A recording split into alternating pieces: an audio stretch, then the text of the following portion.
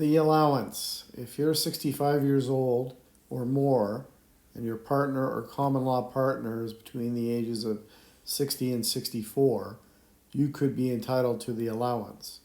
It's a perk given to Canadians who are younger than their partner. There are combined income levels to qualify. Let's take a look at some of the basics to qualify for this benefit. Please subscribe to my channel and like my video. Thank you. If you're eligible to receive the Guaranteed Income Supplement, GIS, your spouse or common law partner may be able to receive the allowance.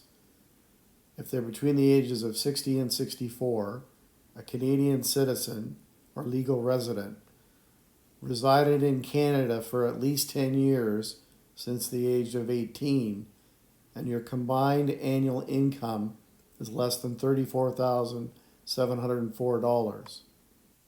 So this chart shows the minimum you can receive of the allowance, which is $7.50 when you get up around the $34,320 to $34,367.99 threshold. This chart shows the maximum monthly allowance you can get.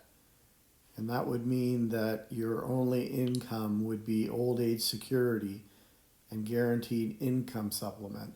So then you would get the maximum, which was $1,174.49.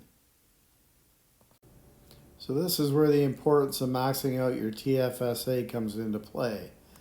If your TFSA has about $100,000 in contributions and appreciation invested in, say, ZWC.TO, which is from Bank of Montreal. It's a high-paying dividend ETF.